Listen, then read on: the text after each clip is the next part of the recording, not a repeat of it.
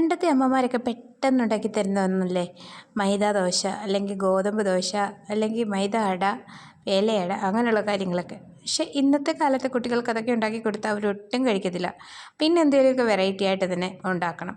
ഒന്നുമല്ല, ഞാനിന്ന് ഒരു മൈദ ദോശ ഉണ്ടാക്കാമെന്ന് കണ്ടിട്ട് മൈദയൊക്കെ ഒന്ന് കുഴച്ചെടുക്കുകയാണ്. പക്ഷേ ഇച്ചിരി വെറൈറ്റി ആയിട്ടാണ്. നമ്മൾ കഴിച്ച പോലൊക്കെ ഉണ്ടാക്കി കൊടുത്താൽ കുട്ടികൾ കഴിക്കത്തില്ല. അതുകൊണ്ട് അതിൽ നിന്ന് ഇച്ചിരി വ്യത്യസ്തമായിട്ട് പെട്ടെന്ന് തന്നെ തയ്യാറാക്കാൻ പറ്റും. അതുപോലെ തന്നെ നല്ല ടേസ്റ്റിയാണ്, കുട്ടികൾ കഴിക്കുകയും ചെയ്യും. അവരെ കളിപ്പിക്കുകയും ചെയ്യാം. നമുക്ക് ദോശയോ അല്ലെങ്കിൽ ഇഡ്ഡലിയൊക്കെ കൊടുത്താൽ ഇപ്പോഴത്തെ കാലത്തെ കുട്ടികൾ അങ്ങനെ കഴിക്കാറില്ല. എങ്കിലും ഞാനത് മൈദയൊക്കെ ഒന്ന് കലക്കി വെച്ചു. അതിനകത്തേക്ക് ഇച്ചിരി മസാല ചേർക്കണം. അതിനായിട്ട് ഞാനിവിടെ പാൻ അടുപ്പിൽ വെച്ചു. അതിലേക്ക് എണ്ണ ഒഴിച്ചു കൊടുത്തു, കടുകിട്ട്, അതിനുശേഷം ഇതുപോലെ ചെറുതായിട്ട് അരിഞ്ഞ സവാള ഉള്ളി ചേർത്ത് കൊടുത്തു. അതിലേക്ക് ഉപ്പ് ആഡ് ചെയ്ത് പെട്ടെന്ന് തന്നെ നമുക്ക് തയ്യാറാക്കാം. കുട്ടികൾക്ക് നല്ല ഇഷ്ടമാകും, അവർ കഴിക്കുകയും ചെയ്യും. അതിലേക്ക് പച്ചമുളക് ചേർത്ത് കൊടുത്തിട്ടുണ്ട്. ഇനി ഇത് നല്ലവണ്ണം വഴറ്റിയെടുക്കുമ്പം വഴന്ന് വരുമ്പം അതിലേക്ക് നമുക്ക് പൊടികൾ ചേർക്കാം. മഞ്ഞൾപ്പൊടി, മുളക് പൊടി, ഗരം മസാല, കുരുമുളക് പൊടി, ഇതൊക്കെ ചേർത്ത് നമുക്കിഷ്ടമുള്ള മസാലയൊക്കെ ചേർക്കാം. ചിക്കൻ മസാലയോ മട്ടൺ മസാലയോ എന്തെല്ലാം വേണം ചേർക്കാം.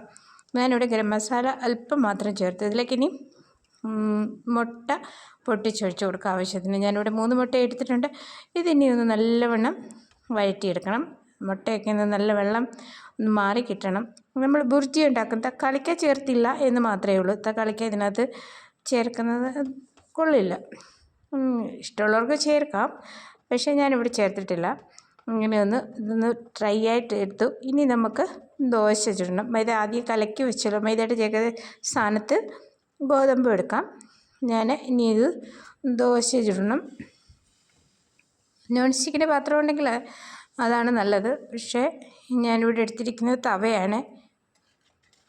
ഇതുപോലെ ദോശ ചുട്ട് ഒന്ന് തിരിച്ച് മറിച്ചൊക്കെ ഇട്ടതിന് ശേഷം നമ്മൾ നേരത്തെ തയ്യാറാക്കി വെച്ച മുട്ടയുടെ കൂട്ട് ഇതിലേക്ക് വെച്ച് ഒന്ന് മടക്കി അടയുണ്ടാക്കുന്ന പോലെ, നമ്മൾ തേങ്ങയും പഞ്ചസാരയൊക്കെ വെച്ച് അടയുണ്ടാക്കുന്ന പോലെ തന്നെ അതുപോലെയുള്ളൂ. പക്ഷേ ഇപ്പോഴത്തെ കുഞ്ഞുങ്ങൾ അധികം പഞ്ചസാര അങ്ങനെ കഴിക്കത്തില്ല എന്നാണ് എനിക്ക് തോന്നുന്നത്. നേരത്തെയൊക്കെ നമ്മൾ പഞ്ചസാരയൊക്കെ കട്ട് തിന്നുമായിരുന്നല്ലോ. പക്ഷേ ഇപ്പോഴത്തെ കുട്ടികൾക്ക് അങ്ങനെയുള്ള സ്വഭാവമൊന്നുമില്ല കേട്ടോ. അവർക്ക് പഞ്ചസാര ഒന്നും ഇഷ്ടമേ അല്ല.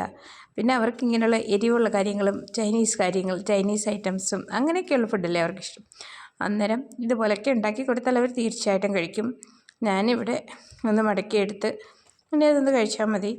അപ്പം നിങ്ങൾ ആദ്യമായിട്ടാണ് എൻ്റെ വീഡിയോ കാണുന്നതെങ്കിൽ സപ്പോർട്ട് ചെയ്യണം, സബ്സ്ക്രൈബ് ചെയ്യണം. അതുപോലെ നിങ്ങളുടെ അഭിപ്രായം അറിയിക്കുക. ഇനി ഇതുപോലുള്ള ചെറിയ വീഡിയോ ആയിട്ട് അടുത്ത വീഡിയോയിൽ നമുക്ക് കാണാം. ഓക്കേ.